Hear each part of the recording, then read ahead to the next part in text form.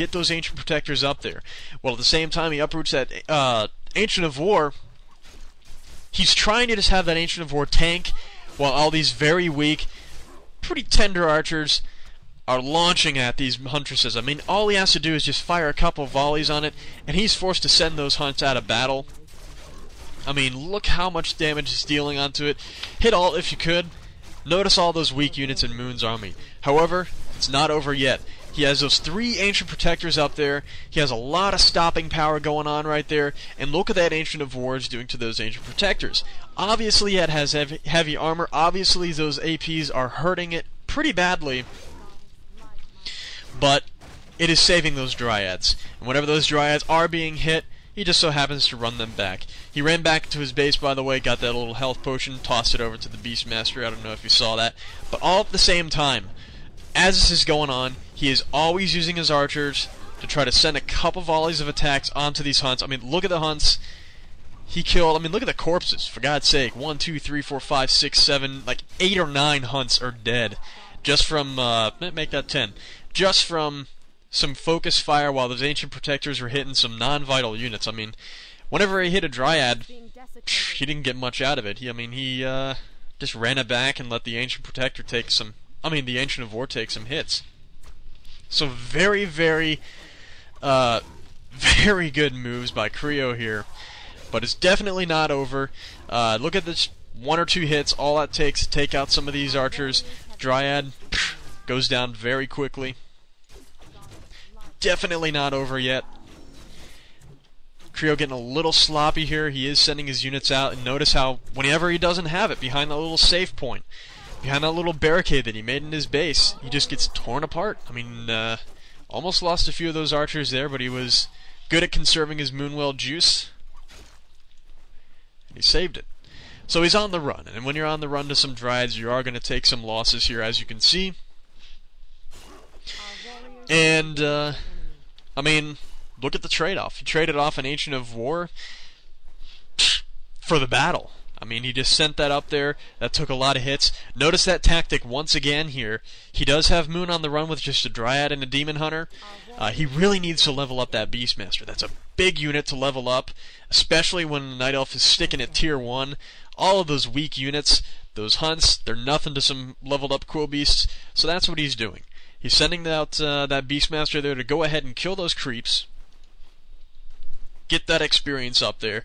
And as I was saying on the last replay, remember when I was, the last commentary, remember how I would emphasize so much on the map control? Whenever a player knew he had that side of the map, he took full advantage of it. And notice how that's being played out into this one. Creo knew that he had that left side of the map. He knew that he had Moon on the run, and those are some pretty powerful creeps to take out, and that was one of the very few chances that he had to kill those creeps. Well, now that he saw Moon in the middle of the map right here, he's playing it a little bit cautiously. Notice how he's not going off to, any right side of the map or whatever. But he is going to go ahead. Is this the point of the game or not? No, not quite yet. He is going to get some Scrolls of Healing there. But he does kind of run into the enemy territory here, trying to pick a fight with him, trying to get a Creepjack. He's going to hit some of those Wisps, try to prevent a future Ancient Protector rush, just trying to delay him as much as possible, because Moon, he is pretty damn determined to stay at Tier 1 and to just try to struggle to keep any advantage that he still has. So, he finds a very good opportunity to quickly use a scroll, get that quick damage burst, and try to kill that Demon Hunter, which he did there, and it did force a scroll of TP. And the majority of Moon's army facing up against Creo was a bunch of archers, and a bunch of archers versus a bunch of Dryads. Add 2 and 2, those archers will probably win. And so he does send out that Hawk, once again, seeing where the enemy stays on the map, seeing where he is, find out where he is, and just get whatever side of the map that you have some control on. So, he's doing that right now. Notice how he's not trying to get the friggin' red creep at the bottom. He could probably kill the red creep at the bottom, but he's not, obviously. He's got some pretty weak units, and a Creepjack would hurt pretty damn much. So, just word of advice, as you're playing, always keep in mind what side of the map you have good control on, and control it. Kill any creeps that are there, just as long as you know that it's safe. And but don't try to. You gotta moderate it a little bit. Notice how even though he knew that Moon had a good side of that map, he knew that, okay, he's thinking the same thing. He could probably say, oh, it's safe to creep this little spot here. So he sent his guys out just to kind of look a little bit. He found him, so he attacked him a little bit. But he didn't go way the hell across the map to try to find him creeping. Too much of a waste of time when you're out in the open like that. If he hits you from the side, ouch. But talking about hitting from the side here, notice how he caught that Priestess of the Moon. Kind of cuts him off right there. Moon gets a good warning of it, so he sends all those archers, and he's trying to just back up into his base. But Creo does see way too many damn archers, and if you face army for army right now, Moon would kick his ass. I mean, he doesn't have enough dryads out there, and he has way too many damn archers out there. Would rip those dryads to shreds. So, another important thing to think of this map, especially when it's nighttime, is indeed that Fountain of Health. Notice how he took a good drink or two, just his weak units, not the whole friggin' army, over at that Fountain of Health. This is a big map, especially for Orc, when you have that Fountain of Health out there. It's a big point that you want to control. And just because he can, and just because he's creeping a very risky spot of the map, notice what Creo's doing here. What he's doing, he's trying to just bring his attention to something else. Say, hey, look at your base here. If you got some army nearby, don't try to go way across the map. Try to save your gold mine. But Moon, knowing that even if he does get all the attacks possible, really won't kill that gold mine, and that bluff doesn't really work so well. But a good thing to do still. Notice how, he was in a red zone right there. Yeah, if he got creepjack, that would suck. He does have a Scroll of Town portal, but he wants to do it the safe way. And also, playing back to good scouting, look at where he's scouted right now. He did have that wisp out there, so we can see if he's coming around from that little bend. And he also has that out by the gold mine, another vital point of the map that you want to look at here. But this is the final stretch. This is the final part of the game. And with the addition of these two bears into the army, look how this plays out. Just these two bears. Look how well they tank.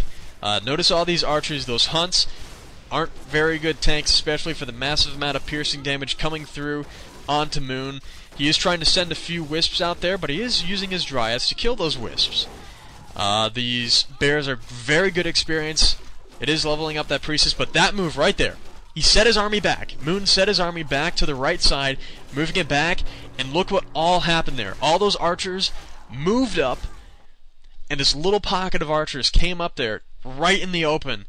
Creo saw it, and he just rammed right into those archers. He moved the main part of his army back, and that other weak part of the army, the damage dealers out in the back, were right up front. They were right up in the open. But regardless or not, those bears at that point in time, he got those out at a perfect point.